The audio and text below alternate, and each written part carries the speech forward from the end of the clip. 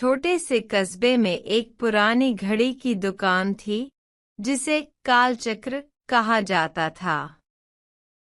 यह दुकान कस्बे के कोने में एक सुनसान गली में स्थित थी। दुकान का दरवाजा लकड़ी का था जिस पर समय के निशान स्पष्ट दिखते थे।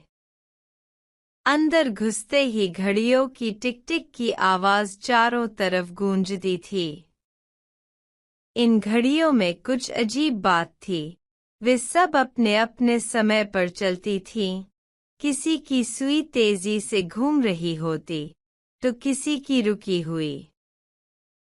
दुकान का मालिक एक बूढ़ा व्यक्ति था जिसे लोग वृद्ध घड़ी साज कहते थे। वह लंबे सफेद बालों और गहरी झुर्रियों वाले चेहरे के साथ बेहद रहस्यमय दिखता था। उसकी आंखें इतनी गहरी थी कि कोई भी उनसे नजरें नहीं मिला पाता। घड़ीसाज की आवाज धीमी लेकिन प्रभावशाली थी। वह अक्सर कहता, हर घड़ी केवल समय नहीं दिखाती, बल्कि आपकी नियति भी बदल सकती है। गांव वालों के बीच यह अफवाह थी कि जो कोई भी यहाँ से घड़ी खरीदता है, उसकी जिंदगी में या तो चमत्कार होता है या विनाश। आर्यन, एक युवा और महत्वाकांक्षी लड़का, इस दुकान के रहस्य से बेहद आकर्षित था। उसकी जिंदगी में कुछ भी खास नहीं था। वह एक सामान्य नौकरी करता था और हर दिन एक जैसा गुजरता था। उसे ऐसा लगता था कि उसकी जिंदगी में कुछ बड़ा होना चाहिए। एक दिन उसने तय किया कि वह कालचक्र जाएगा और वहां से घड़ी खरीदेगा। एक ठंडी शाम, जब सूरज ढल चुका था, आर्यन दुकान के दरवाजे पर पहुंचा। उसने दरवाजे को हल्का सा धक्का दिया और वह अपने आप खुल गया। अंदर का माहौल बेहद अजीब था। हर घड़ी की टिक टिक अलग अलग लय में चल रही थी। वृद्ध घड़ी साज उसे देखकर मुस्कुराया और बोला, तुम्हारा इंतजार था, आर्यन। आर्यन यह सुनकर चौंक गया। उसने पूछा, आप मेरा नाम कैसे जानते हैं? वृद्ध ने उत्तर दिया, यह दुकान केवल उन्हीं के लिए खुलती है जिनकी नियति यहाँ आने की होती है। अब बताओ, क्या चाहते हो?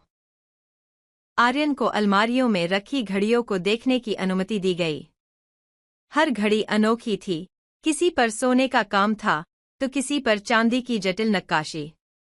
लेकिन एक घड़ी ने उसका ध्यान खींचा। वह घड़ी साधारण थी, धूल में लिपटी हुई, लेकिन उसकी सुइयां उल्टी दिशा में चल रही थीं। यही घड़ी मुझे चाहिए, आर्यन ने कहा। वृद्ध घड़ीसाज ने गंभीरता से उसे देखा और कहा, यह घड़ी तुम्हें वह सब कुछ दे सकती है जो तुम चाहते हो। लेकिन याद रखना, हर इच्छा की कीमत चुकानी पड़ती है। जितना समय तुम इससे लोगे, उतना ही तुम्हारे जीवन से घटेगा। आर्यन ने थोड़ी देर सोचा, लेकिन अपनी महत्वाकांक्षाओं के आगे झुक गया। उसने घड़ी खरीद ली। जैसे ही आर्यन ने घड़ी को पहली बार चालू किया, उसकी जिंदगी बदलने लगी।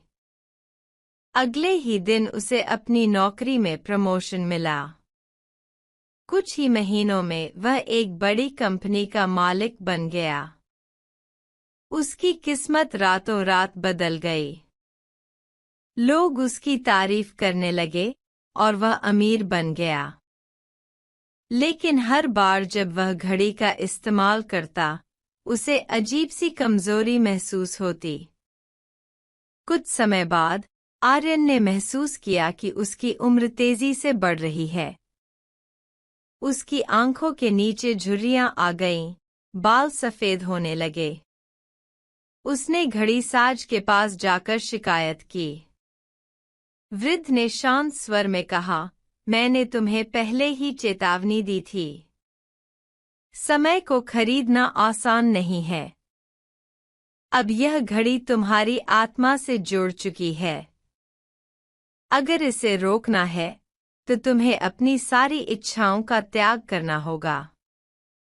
आर्यन को एहसास हुआ कि उसने अपनी महत्वाकांक्षाओं के पीछे अपनी जिंदगी का बड़ा हिस्सा खो दिया है। उसने घड़ी को नष्ट करने का फैसला किया, लेकिन जैसे ही उसने घड़ी को तोड़ने की कोशिश की, वह एक तेज रोशनी में गायब हो गई।